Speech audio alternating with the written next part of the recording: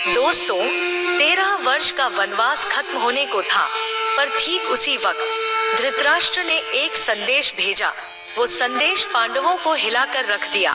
लेकिन पांडवों ने जो जवाब दिया, उससे न सिर्फ धृतराष्ट्र का सिंहासन डगमगाया, बल्कि विदुर जैसे बुद्धिमान मंत्री भी क्रोधित हो उठे। और उनकी कही एक बात से गुरु द्रोणाचार्य को मिर्ची लग गई। तो सवाल उठता है, अगर उस समय के नेता ऐसे थे, तो आज के नेता कैसे हैं? क्या नेता राष्ट्रहित में फैसले ले रहे हैं, या बस सत्ता की कुर्सी बचा रहे हैं? इस वीडियो में न सिर्फ एक ऐतिहासिक कथा है, बल्कि एक आईना है, जो आज के हर नेता को देखना चाहिए और हर नागरिक को समझना चाहिए। इसलिए वीडियो को अंत तक देखिए, क्योंकि आज हम जानेंगे कि असली नेता कौन होता है और राष्ट्र धर्म कैसे निभाया जाता है। अगर वीडियो अच्छा लगे तो वीडियो को लाइक और चैनल को सब्सक्राइब कीजिए। इससे आपको कुछ नहीं बिगड़ता, लेकिन मुझे मदद मिलती है। तो चलिए वीडियो शुरू करते हैं। दोस्तों, वनवास के 13 वर्ष पूरे होने को थे। पांडवों की आंखों में अब भी उम्मीद थी कि न्याय मिलेगा और वे सम्मान के साथ हस्तिनापुर लौट सकेंगे। लेकिन तभी धृतराष्ट्र का एक संदेश आया, तुम लोग वन में ही रहो और वहीं खुश रहो। इस संदेश ने पांडव को हिला दिया। पांडव समझ गए, अब शांति से कुछ नहीं होगा। अब अगर अपना हक चाहिए तो युद्ध करना ही पड़ेगा। लेकिन युद्ध से पहले एक फैसला लिया गया, अपनी ओर से दूत भेजने का। और जब ये सूचना महात्मा विदुर तक पहुंची, तो उन्होंने जो कहा, उससे न सिर्फ हस्तिनापुर का सिंहासन हिल गया, बल्कि गुरु द्रोणाचार्य तक को मिर्ची लग गई। जब विदुर ने ये सुना कि पांडव अब हस्तिनापुर में दूत भेजने वाले हैं, तो वे समझ गए, अब युद्ध टालना असंभव है, युद्ध निश्चित है। लेकिन फिर भी एक राष्ट्रभक्त की तरह युद्ध को टालने के लिए विदुर ने आखिरी प्रयास करने का निर्णय लिया।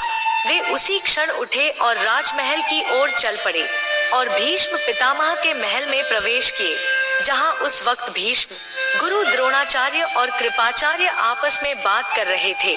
विदुर गंभीर स्वर में बोले, हे पितामह, मैं आपकी मजबूरी को समझता हूँ कि आप इस राज सिंहासन से वचनबद्ध हैं, लेकिन कृपाचार्य और गुरु द्रोणाचार्य की क्या मजबूरी है कि महाराज धृतराष्ट्र को सत्य का सामना नहीं करवाते? क्यों नहीं कहते कि हे महाराज, आप जो कर रहे हैं वह अधर्म है? क्या शिक्षक का धर्म यही रह गया है कि अपने सुख सुविधा को बचाए रखने के लिए अधर्म का साथ दिया जाए? विदुर के इस बात से गुरु द्रोणाचार्य को मिर्ची लग गई, जैसे किसी ने जख्म पर नमक छिड़क दिया हो। जो काम उस समय गुरु द्रोणाचार्य कर रहे थे, आज वो ही काम हमारे नेता कर रहे हैं। दोस्तों, इस बात पर एक लाइक तो बनता है। गुरु द्रोणाचार्य बोले, हे महात्मा विदुर, मैं धर्म की परिभाषा भली भांति जानता हूँ। मैंने वेदों का अध्ययन किया है। धर्म और अधर्म में फर्क करना मुझे आता है। मुझे हस्तिनापुर की रक्षा करनी है, यही मेरा धर्म है। इसलिए कृपया मुझे धर्म का पाठ न पढ़ाए। लेकिन गुरु द्रोण जानते थे कि विदुर जो कह रहे हैं वो सच है। वो ये भी जानते थे कि महाराज धृतराष्ट्र के कारण ही उन्हें गरीबी से मुक्ति मिली थी। बस उसी उपकार के कारण गुरु द्रोण सच बोलने से बच रहे थे। वो जानते थे कि धृतराष्ट्र अधर्म कर रहे हैं, लेकिन उन्हें उपकार की कैद ने उन्हें मौन बना दिया। लेकिन अब विदुर ने ऐसा जवाब दिया कि गुरु द्रोण की सिट्ठी पित्ती सब गुम हो गई, जैसे सभा में बिजली गिर गई हो। विदुर ने ऊंचे स्वर में कहा, है आचार्य, आप हस्तिनापुर की रक्षा नहीं कर रहे हैं, आप महाराज धृतराष्ट्र के पुत्र मोह की रक्षा कर रहे हैं। आप रक्षा कर रहे हैं शकुनी के कपट की। आप रक्षा कर रहे हैं दुर्योधन की अंधी महत्वाकांक्षा की। आप रक्षा कर रहे हैं कर्ण और दुशासन की अशोभनीय वीरता की। आप उसे बचा रहे हैं जो यदि बच गया तो न हस्तिनापुर बचेगा और न भरत वंश की मर्यादा। लेकिन हे आचार्य, अब भी कुछ नहीं बिगड़ा है। यदि आज आप बदल गए तो हस्तिनापुर उजड़ने से बच सकता है, क्योंकि धर्म वही है जो समय रहते जाग जाए। विदुर ने भीष्म पितामह से बोले, हे पितामह, आप अभी इसी समय महाराज के पास जाइए और उन्हें आदेश दीजिए कि वह अपना दूत भेजें और पांडवों को बुलाकर इंद्रप्रस्थ वापस सौंप दें। अगर अब भी देर की गई तो फिर युद्ध होगा और उस युद्ध में न आप बचेंगे, न गुरु द्रोण और न ही हस्तिनापुर बचेगा, सब कुछ नष्ट हो जाएगा। इतना सुनते ही गुरु द्रोण को रहा नहीं गया। वो गुस्से में बोले, मुझे डराने की कोशिश मत कीजिए महात्मा विदुर, मैं युद्ध से नहीं डरता और ना ही किसी भविष्यवाणी से। फिर विदुर ने कहा, आचार्य, विराट युद्ध में आप भी थे, पितामह भीष्म भी थे, विशाल सेना थी और वो सारे वीर योद्धा भी थे, लेकिन फिर भी अकेले अर्जुन ने सबको पराजित कर दिया। अब सोचिए आचार्य, अगर फिर से युद्ध हुआ तो उस पांडव सेना में अकेला अर्जुन नहीं होगा, बल्कि पांचों पांडव, श्री कृष्ण और अनगिनत वीर योद्धा साथ होंगे। क्या आप टिक पाएंगे उस सेना के सामने?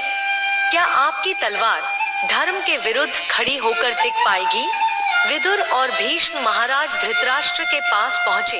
भीष्म पितामह ने बिना किसी लाग लपेट के महाराज को आदेश दिया और कहा कि अब और देर मत करो, अभी पांडवों के पास अपना दूत भेजो, उन्हें सम्मान के साथ हस्तिनापुर बुलाओ और उनका इंद्रप्रस्थ राज्य उन्हें लौटा दो, वरना याद रखना, न तुम्हारा सिंहासन बचेगा, न तुम्हारा पुत्र और न ही ये हस्तिनापुर।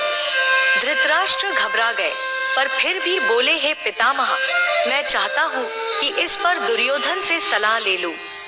यह सुनते ही विदुर का चेहरा कठोर हो गया और वह क्रोधित होकर बोले, हे महाराज, आप राजा हैं या दुर्योधन?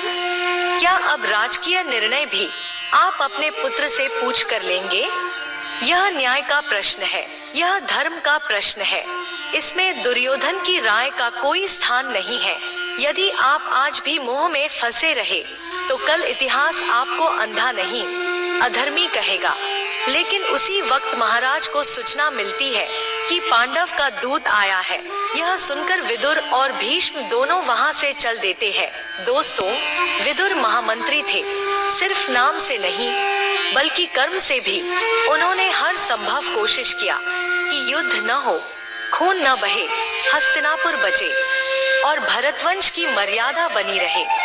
लेकिन जहां राजा ही धृतराष्ट्र जैसा हो, जिसकी आंखें ही नहीं सोच भी अंधी हो, जो पुत्र मोह में इतना डूबा हो कि राज्य और प्रजा की पुकार भी ना सुन पाए, तो ऐसे राजा को समझाना भी मुश्किल हो जाता है और राज्य को बचाना उससे भी ज्यादा। शासक वो नहीं होता जो केवल अपने बेटे के लिए जीता हो, शासक वो होता है जो पुत्र और परिवार से ऊपर उठकर प्रजा, धर्म और राष्ट्र के हित में निर्णय ले। धृतराष्ट्र ये नहीं कर पाए और यहीं से विनाश की शुरुआत हुई। आप अपना राय कमेंट में जरूर बताएं।